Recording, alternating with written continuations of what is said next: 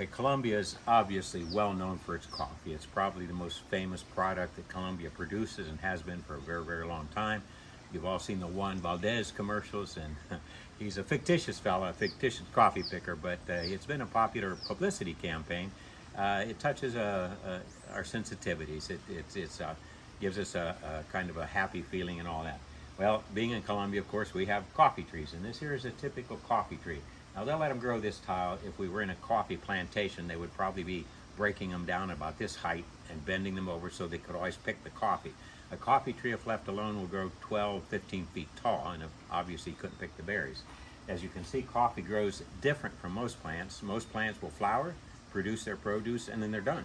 Coffee, once it starts blooming, it'll bloom and produce its coffee for a couple of months at a time. Here you can see a branch that's flowering right now, and it's just flowering. The flowers are beginning to drop off, and right here are some very tiny, about the size of maybe a mustard seed or a grain of rice or something, just starting to begin to produce. And as we look around, we can find some other coffee beans here, which these you can probably see on the camera. They're about the size of a bean or something of that nature, which is why they call them coffee beans. And then we'll look over here and we can find some ripe coffee. Here is a ripe coffee bean. We call them beans, but they're actually, it's a sour cherry. You can eat the cherry off of it if you want. It's not, there's nothing wrong with it, but it's not the cherry that people look for today, but the seed inside. So actually a coffee bean is a cherry pit. And so they'll peel off the pulp, they'll wash the seed, then they'll dry it on their farm. It's shipped then to a central location where in town there will be coffee buyers that buy it off of the different coffee farmers. They will take this coffee seed that's been, the seed has been peeled out of the cherry. That is then composted and then put back on the coffee trees as fertilizer. The seed in town then is put on what would be a screen wire ceiling of a house that's been built. And then down below they'll build charcoal fires, and these charcoal fires, of course, the heat goes up, so it'll go up through the screen wire and dry the coffee bean further.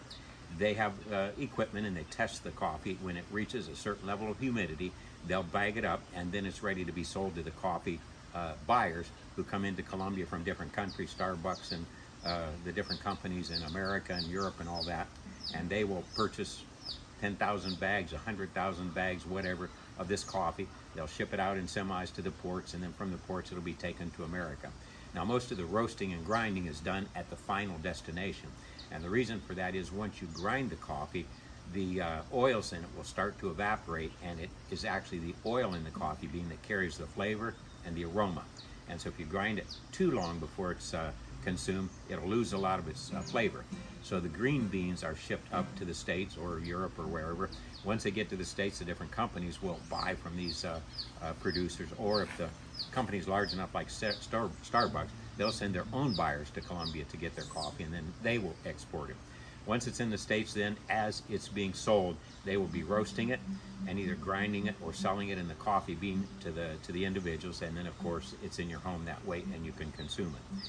Now, Colombian coffee is considered the best in the world, justifiably, and that's for a good reason. For coffee to be very good coffee, it has to have three different conditions. One, it has to have a volcanic soil. The volcanic ash neutralizes the alkalinity in the coffee bean. So when they say it has a balanced acidity, what it is the acid has balanced the alkalinity. The alkaline element is what creates the bitterness. So if you balance it out with acidity, you get rid of that bitterness, which is what a lot of people don't like about coffee, and it gives you the mild coffee. Colombia has some 23 active volcanoes that are belching out ash almost all the time. They'll erupt for 2 or 3 years. We've only had one actual big volcanic eruption where it sent out the lava flow and all that. Normally it's just belching out gas and ash, and that's exactly what you need to create this volcanic ash soil, which coffee needs.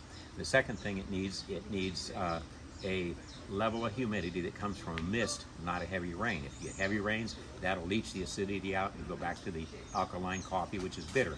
And so you want a gentle rain.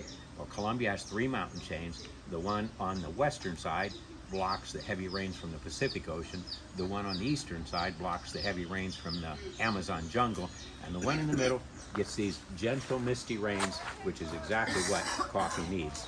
Now, the third thing you need is Coffee doesn't grow out in the open. As you can see, we're under trees here, we're in the shade.